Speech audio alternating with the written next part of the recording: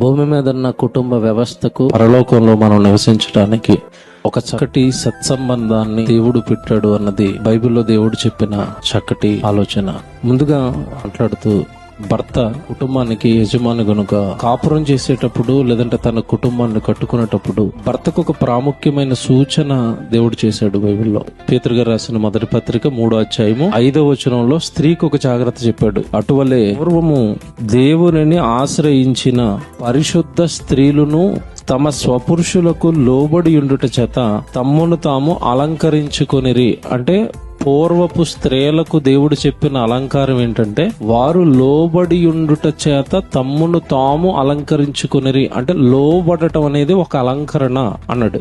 ఈ అలంకారం స్త్రీకి ఉండాలి. స్త్రీలు అలంకరింపబడాలి లోబడే తత్వంతో, భర్తలకు లోబడే తత్వంతో అన్నది స్త్రీకిచ్చిన చక్కటి ఆజ్ఞ. ఆ తర్వాత ఇలా లోబడిన ఒక స్త్రీని జ్ఞాపకం చేస్తాడు. ఆ ప్రకారం అంటే అలా లోబడిన వాళ్ళలో ఎవరున్నారు అంటే ఆ ప్రకారము శారా అబ్రహామును యజమానుడని పిలుచుచు అతనికి లోబడి ఉండెను. శారా అబ్రహాముకి ఏం చేసిందట? లోబడి ఉండెను.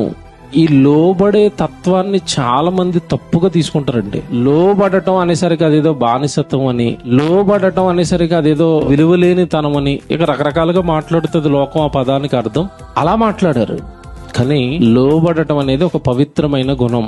యజమానుడికి దాసుడు ఏం చేయాలి? లోబడాలి. అది రూల్, కమాండ్. అందులో తగ్గింపే ఉందండి. ఆయన బాసు, ఈయన పనివాడు. లోబడటంలో తప్పుందా?